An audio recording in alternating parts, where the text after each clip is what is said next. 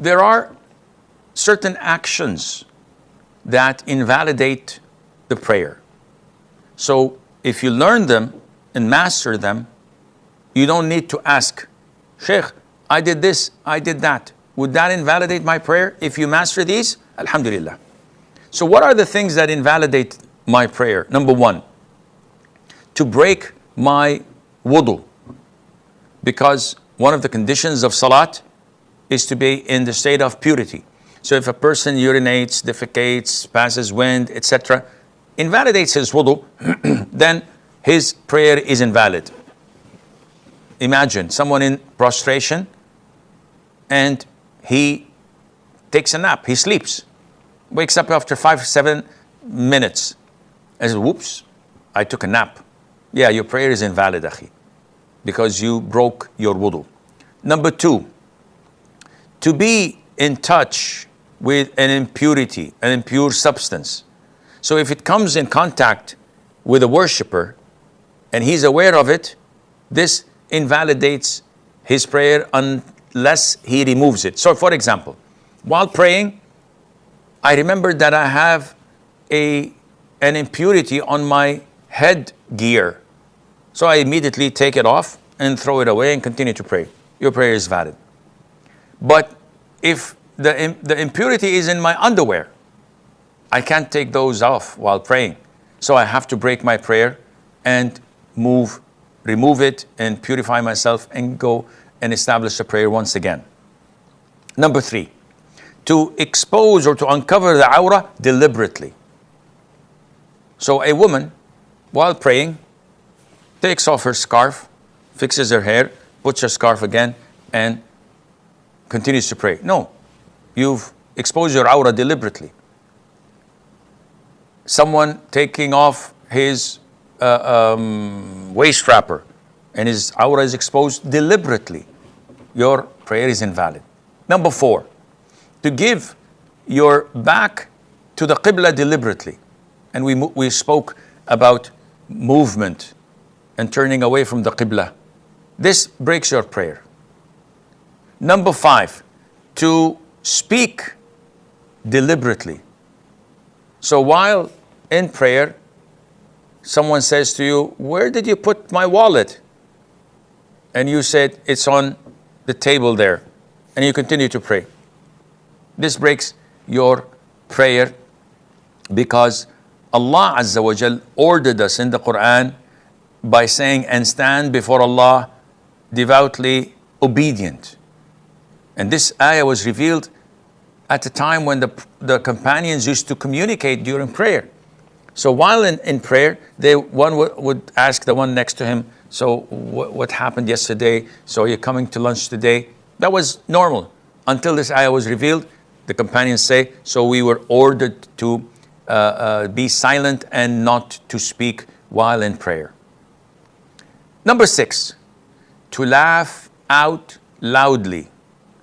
So if someone laughs out loudly during prayer, the consensus of scholars that this invalidates his prayer. Number seven, among the things that invalidate a person's prayer, whether a man or a woman, is for a woman to pass in front of the worshipper, or a dog or a black dog would walk between the prostration spot and the standing position of an individual. The Prophet said, alayhi salam, when one of you stands to pray, he will be screened if he has something in front of him. That is like the back of a saddle. If he does not have something in front of him that is like the back of a saddle, which means that is this height, then his prayer will be interrupted.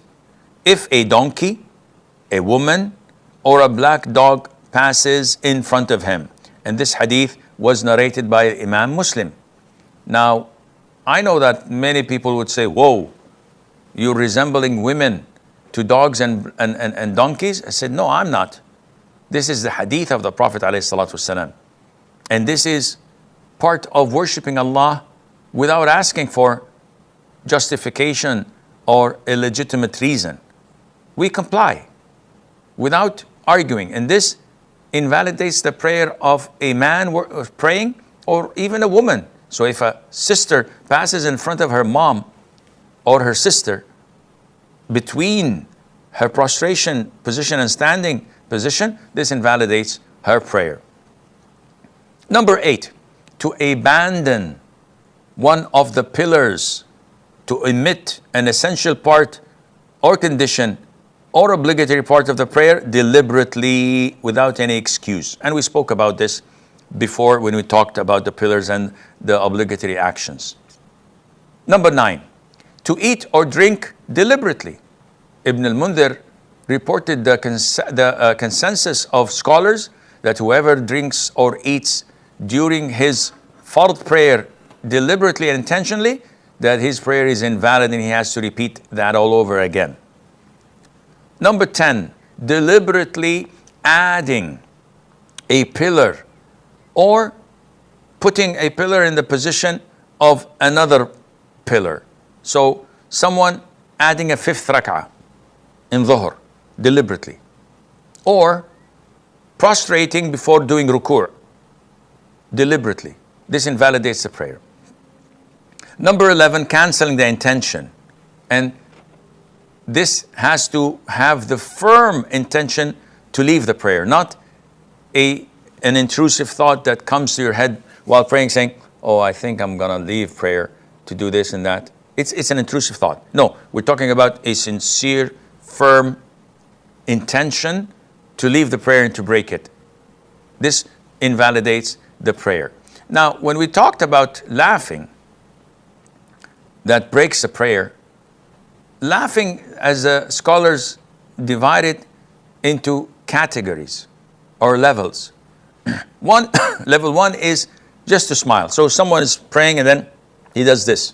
This does not invalidate his prayer. Laughing out loud, this breaks the prayer without any doubt. Especially that type of laughing where you have these loud voices, because this shows that you're playing around with the salat and this defies the purpose of salat. So someone says, ha ha ha, makes a sound. Number 4, laughing that is in between.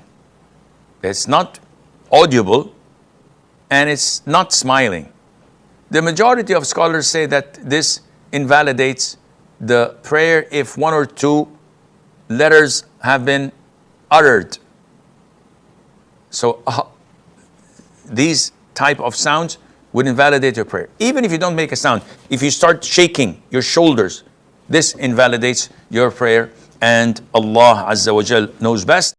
الصبا فلأيام الصبا نجم أفل إن أهنى عيشة قضيتها ذهبت لذاتها والإثم حل واترك الغادة لا تحفل بها تمسي في عز وترفع وتجل.